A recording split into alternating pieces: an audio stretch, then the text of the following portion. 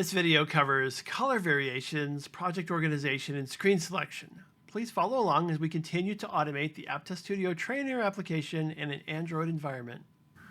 Let's go ahead and do level 4. Add an event. Level 4.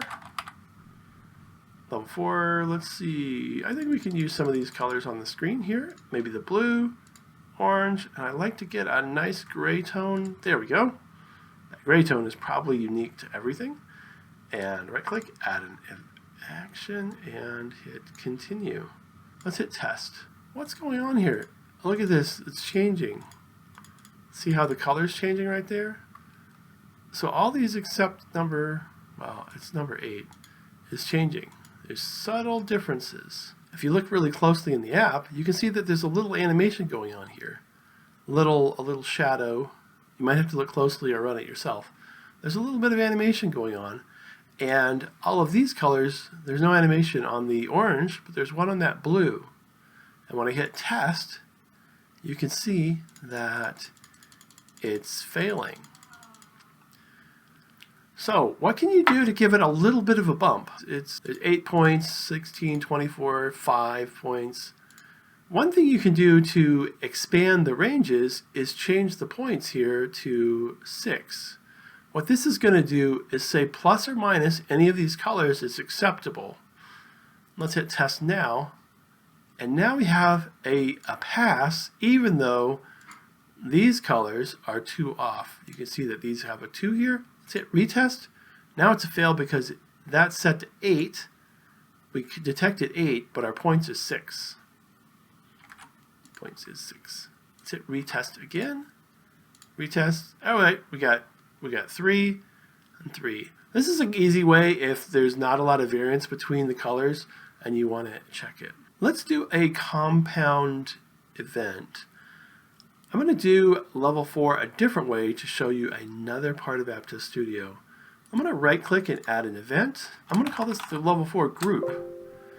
And the level 4 group is going to contain different scripts for the level 4. And to make sure that I'm in level 4, I'm going to use this color at the top to grab all the level 4 stuff. And I'll hit test just to verify that yes, I did indeed get level 4.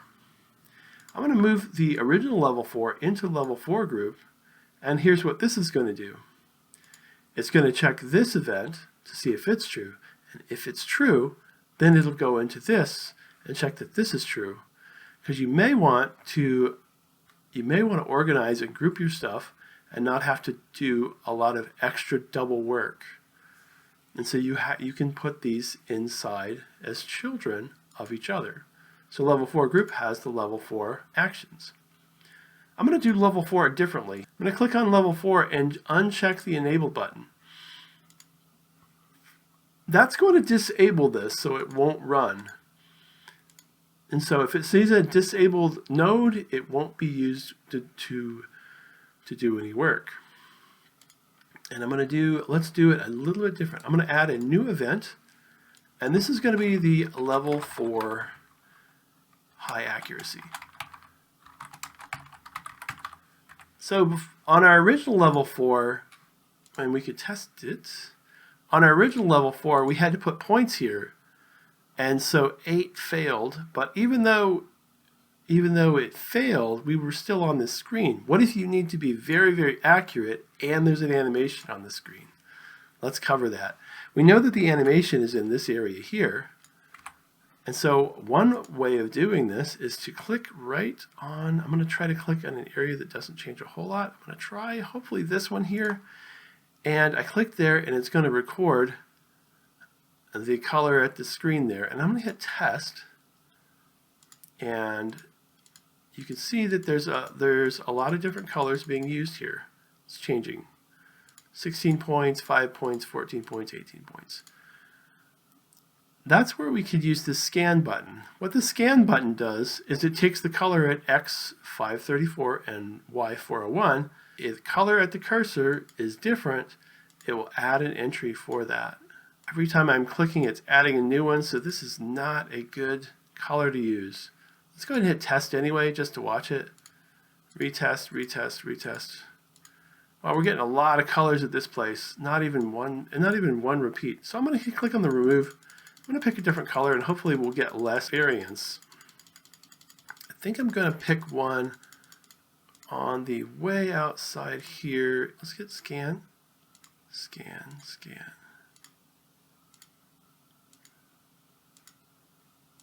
Yeah, getting a couple. Okay, I got a couple. Not a lot. Let's hit test. So I have so that one passed, and I got fails on that one. Oof. Got another pass. Let's add some more scans.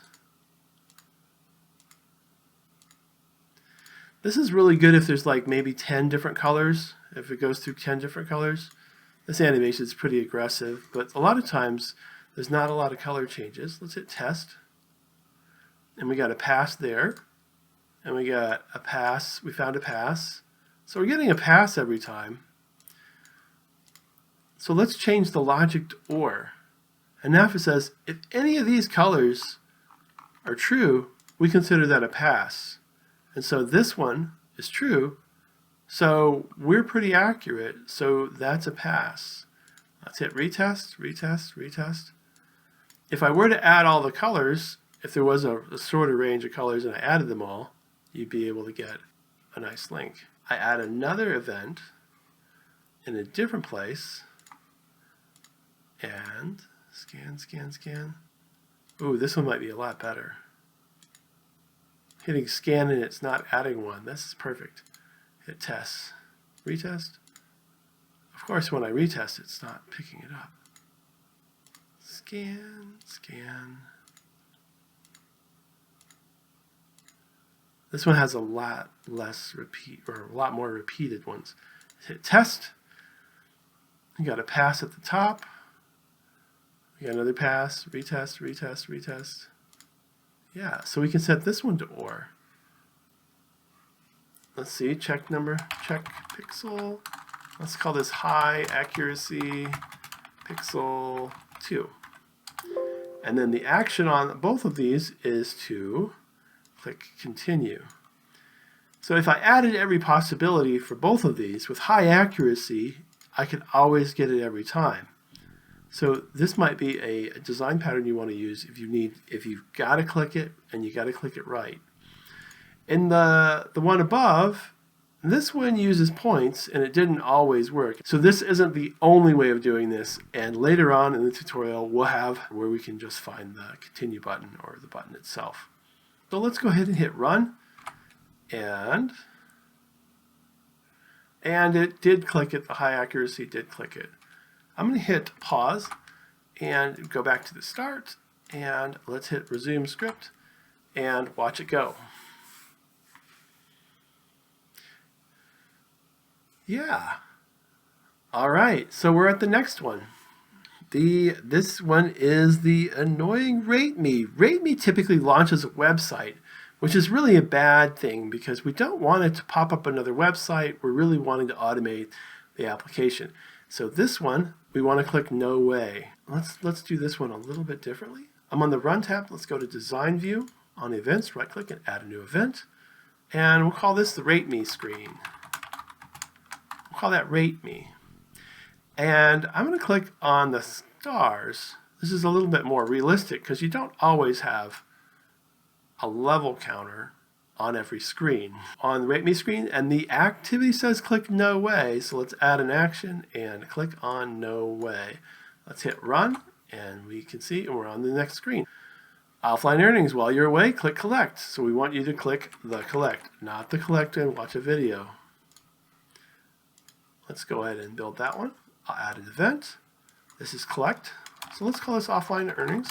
If I saw offline earnings, I would click on this purple because it's kind of unique and click some of those, grab some of those different colors of purple, like this one, and this one. I got some white in there. White's used a lot, so I want to be careful with that. I also don't want to pick anything that changes. Maybe this coin changes, the diamond changes. In this tutorial it doesn't, but other applications it might. And I want to grab a little blue. If we see that, let's add an action and click collect. I'm going to hit run, and it went to the next one. At this point, you should be able to handle any static automation. But what if we need to find something that's not pixel-based, but image-based? In the next video, we're going to handle image searching, offsets, and the order of operations.